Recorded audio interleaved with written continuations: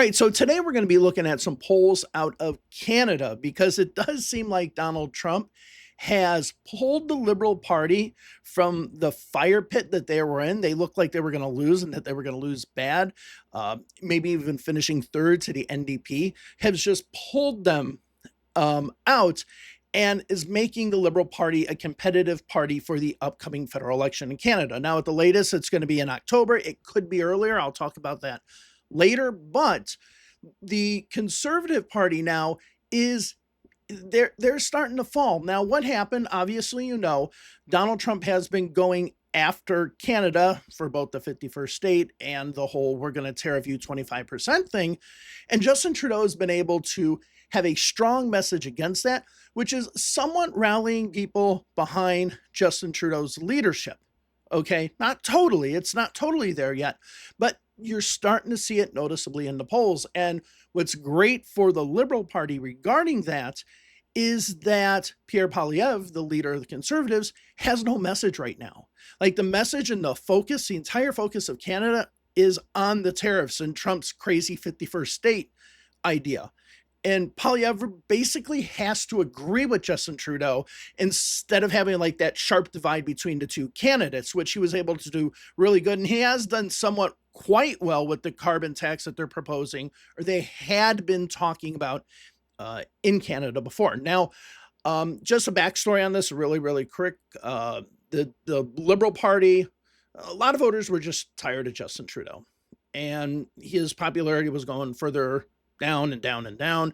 Chrystia Freeland, who was his finance minister, she resigned over a number of things, carbon tax, stuff like that. She resigned, and that just seemed to be the nail in the coffin for Trudeau. Trudeau resigned, or says he's going to resign, and to pick a new leader of the Liberal Party. That new leader then, once they become the leader of the Liberal Party, will then in turn become the Prime Minister of Canada. As of right now, Mark Carney is the person who looks to be taking that mantle. Chrystia Freeland did enter the race, but honestly, her launch was horrible. And there are some people who are good technocrats, they're horrible campaigners. Chrystia Freeland really falls into that category. So even once they made the change and they say we're going with new leaders, even with the leadership race, the Liberals started to have a little bit of a bump, being now ahead of the NDP, but they weren't even near competing with the Conservatives. But now with Trump and his message, all of a sudden the Liberal Party is now a force to be reckoned with and could possibly do quite well and maybe even have a surprise victory in next election. So let's go ahead. There's a new Nanos research poll and Leger poll, and let's go ahead and look at what those polls say. All right, so we're going to start off with the Leger poll here, and as you can see, the Liberal Party has increased by 6%, and the Conservative Party has gone down 3%, with the NDP going down 2% to 14% total. Now, this question here, and we'll see it later on, this question is asked if the election were held today with, and we'll see in the next slide, with Justin Trudeau being the candidate for the Liberals. So this is with Justin Trudeau as the Liberal leader. And you can see they've gained 6 and the Conservatives have lost 3. This is the first time, I think, in a Leger poll in a while where the Liberal Party has been within 10 points overall. And again, this is with Justin Trudeau. The Bloc Québécois has gone down as well. The Green Party went up too, which is quite interesting. But now let's go over to looking at the crosstabs here. And I really want to look at the geographical crosstabs. So you can see, again, this is with Justin Trudeau. As you can see, Justin Trudeau's Liberal Party of Canada. This is with Justin Trudeau being the leader. You see in Atlantic Canada, they almost have a majority. In Quebec, they're still 33%. So what you've seen now is you've seen a place where the Liberals look like, and they still need to fight in Quebec, a place where the Liberals were losing a lot of seats possibly, and possibly able to start moving forward. Now, again, this is just with Justin Trudeau.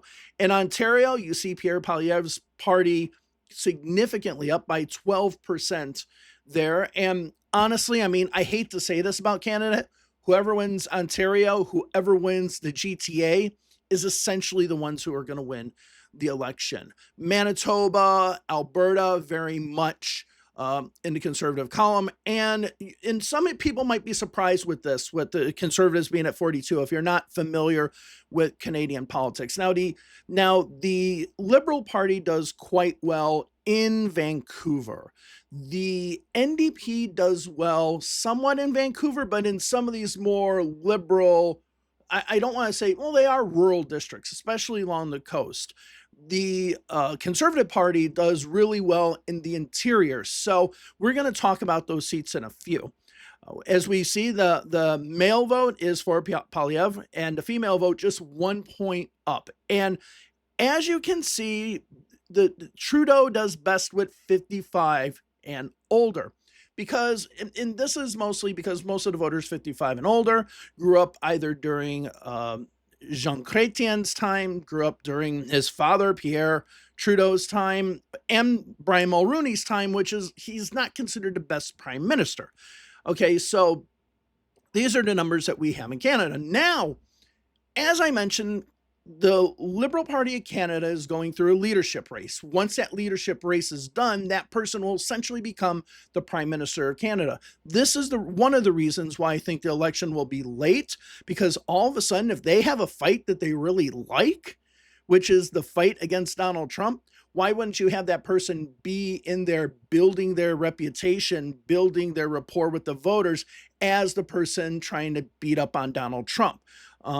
If they can't keep up with that task, then Poilievre and the Conservatives would win. So that's one of the reasons why I think they're not going to have an election till late, because it allows them to control the narrative for quite a while. So now I already mentioned Justin Trudeau right here at 31%. This is the poll that we just saw. Okay. Now, when you put Mark Carney, who is the highly most likely leader to lead the Liberals, and so the next prime minister, you can see all of a sudden this is tie. So the thumbnail, when I say it's tie, it is really, because it's tie with Mark Carney as the leader. Mark Carney is almost certain to be the leader unless something happens, unless there's a Maxime Bernier type of collapse in the Conservative Party, which I don't see happening at all. Carney is on his way to being the leader, and as you can see, he's at 37, and the Conservatives are at 37, and the NDP lose another 2 points. So Mark Carney is taken away from both the NDP and the Conservatives. This means a lot, possibly, in a lot of closer Ontario seats, especially, let's say, maybe Oshawa and stuff like that, where you might start seeing some close three-way races. Okay. Now let's look at the crosstabs if Carney is the leader. Okay. And this is interesting. This brings me to my second point, because something doesn't seem right. And maybe there's going to be some other polls to adjust this, but Leger is a polling firm out of Quebec. Now, as you can see, he does quite well in Atlantic Canada at 46%, not as well as Trudeau, but he does quite well. Now, this is kind of the shock. He does better than Trudeau in Quebec. The Bloc Québécois goes down to 25%. Conservatives, this becomes their worst province. Now, the reason why I say this is interesting is that Mark Carney has been criticized for not really knowing French as well as one might expect for a party leader. And in Canadian politics, the debates are really important. The English debate is really important for, I guess, a gotcha moment. So if you think of the Brian Mulroney, John Turner debate, if you think of Michael Ignatieff versus Jack Layton, those are two classic examples of the English debate really having an impact. But when we talk about the French debates, the French debate is probably more important than anything. You perform well in the French debate, you're going to do well in Quebec. You perform poorly in that debate, you might just see a nosedive in the province. And this is a second reason why I think that they might do the election later, because it will allow Carney to practice his French more and more and more until October, if they decide to go with the latest date of October. Doing it right now with these numbers in Quebec, I think throwing him into the lion's den and just saying, okay, go out there and win Quebec with your above average French is a huge risk. It makes more sense to have the election be later than to risk that now. So that's the second reason why I think it's going to be a later election, but we'll see. Ontario, we see now all of a sudden. So remember, we saw Justin Trudeau at 12% up. Now we see Carney's Liberals at 1% up, and man, this is important because the Liberals have a lot of seats to defend in Ontario. You can see the numbers in Alberta, Saskatchewan, Manitoba go down a little bit, not too much. And BC is essentially the same. If you look at male voters, it's closer. If you look at female voters, it now swings toward Mark Carney's Liberals as well. And of course, with the 55 and older, it solidifies, but all of a sudden, Mark Carney's Liberals, if he's there, he's slightly, only by 1%, winning the voters 18 to 34. Okay, 34% to 33%. So it's close. Now here's the Nanos research poll, and you have to pay for their crosstabs. You got to pay for things to get in there. But if you can see here, you can see a huge dip for the Conservatives and a huge increase for the Liberals over the last week or so. So you can see now, according to Nanos research poll, which honestly, that in the Ecos poll, I would say have been kind of more favorable to the Liberal Party, to be honest. You see 38.3% for the Conservatives, 30.1% for the Liberals, and the NDP going down to 16.4%. And here you see, unlike the Leger poll, you do see the Bloc Québécois sitting there at nearly 8%. So it shows that they're, according to Nanos research, they're not going to lose as much in Quebec. But again, we don't have any crosstabs. If you want to get crosstabs, it's like, a ridiculous amount of money per month. I'm just not going to pay that. Now, I might pay it closer to the election, but then I'm afraid if I put this data up there, they'll take away my privileges.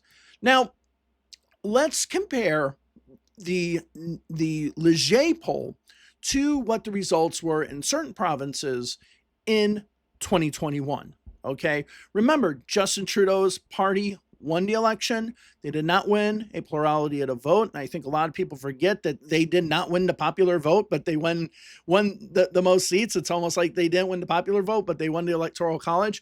But let's look at the differences here from the 2021 results of Trudeau to what Carney's Liberals, according to Leger, would do. So you can see in Quebec, Trudeau's Liberals got 33.6% of the vote compared to 40% of the vote. That's a 6.4% difference. So this is why I think really the Liberals need to have Carney on top of his game when it comes to French, and knowing Quebec particularly, because, there's another thing. Knowing French is one thing, but knowing Quebec's another thing. There's Franco-Ontarians. A lot of the population of New Brunswick speaks French as well. So you don't want to necessarily just assume French Quebec. I mean, a lot of people do, but we're talking about the Quebec election here. You need to know the essence of Quebec. Jack Layton, really good candidate, and the reason why he had the orange wave back in 2011. Now, we look at Ontario, we can see there's not much of a change. And we'll talk about why I mean, obviously Carney would like to have more, but this is good. This is actually not bad. Now, the interesting one here is Alberta. So all of a sudden you have Trudeau at 15.5% in 2021 to Carney's Liberals in the Leger poll at 23%, a 7.5% increase in the vote there. Now, a lot of those seats there are very heavily already conservative and probably will not change.